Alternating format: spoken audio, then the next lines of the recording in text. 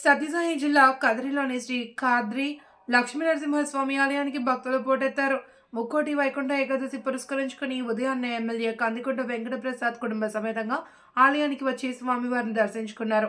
ఆలయ ఈవో శ్రీనివాస్ రెడ్డి దగ్గరుండి అర్చకులతో ప్రత్యేక పూజలు నిర్వహించగా ఎమ్మెల్యే పాల్గొని స్వామివారిని దర్శించుకున్నారు. అనంతరం స్వామివారి ఉత్సవమూర్తుల పల్లకిని మోసే భక్తి చాటుకున్నారు.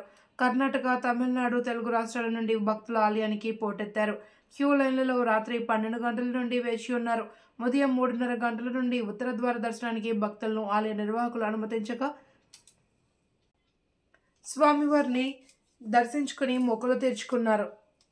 అనేకమైనటువంటి శ్రీ ఖాద్రి లక్ష్మీనరసింహస్వామి గారి దేవస్థానం నందు శ్రీ కందికుంట వెంకటప్రసాద్ గారి ఆధ్వర్యంలో అత్యంత శోభాయమానమైనటువంటి సహకరిస్తూ స్వామివారిని దర్శించి అత్యంత పవిత్రమైనటువంటి వైకుంఠ ఏకాదశి సందర్భంగా కదిరి లక్ష్మీ నరసింహస్వామి వారి దేవస్థానంలో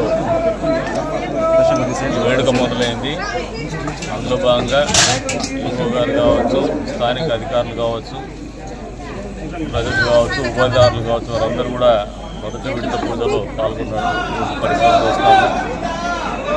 ఈ కార్యక్రమం అనేది ఏదైతే మొన్నటి రోజున తిరుమలలో జరిగిందో ఒక దురదృష్టకరమైనటువంటి సంఘటన. ప్రతి ఒక్కరు కూడా పట్టుబడుతూ ఉన్నారు. ప్రతి హిందూ ధార్మిక సంస్థలు నమ్మేటువంటి వ్యక్తి, హిందూ ధర్మాన్ని నమ్మేటువంటి ప్రతి ఒక్కరు కూడా, మానవత్వం ఉన్నటువంటి ప్రతి ఒక్కరు కూడా పట్టుబడుతున్నటువంటి సంఘటన. ఇక్కడ కూడా జనాలు 1-2 గంటల తర్వాత రద్దీ పెరిగేటువంటి పరిస్థితులు ఉంటాయి.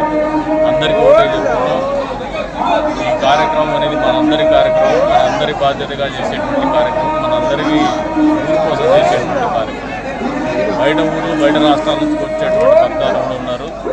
వారందరి సౌకర్యార్థం మనందరం కూడా బాధ్యతగా మసులుకోవాలని చెప్పేసి తెలియజెప్తున్నాం. ఆ దేవదేవుడు ఆశీస్సులు నియోజకవర్గంలో ఉన్నటువంటి ప్రజలందరి మీద ఉండాలని చెప్పేసి, నియోజకవర్గం సుఖశాంతులతో, సంతోషాలతో, మంచి పంటలతో, అదే రంగా ధనధాన్యాలతో వర్తిల్లాలని చెప్పేసి ఆ దేవదేవుని ప్రార్థించుకుంటూ మరొకసారి 50 మంది భక్తాదులకు కూడా ముక్కోటి ఏకాదశి శుభాకాంక్షలు.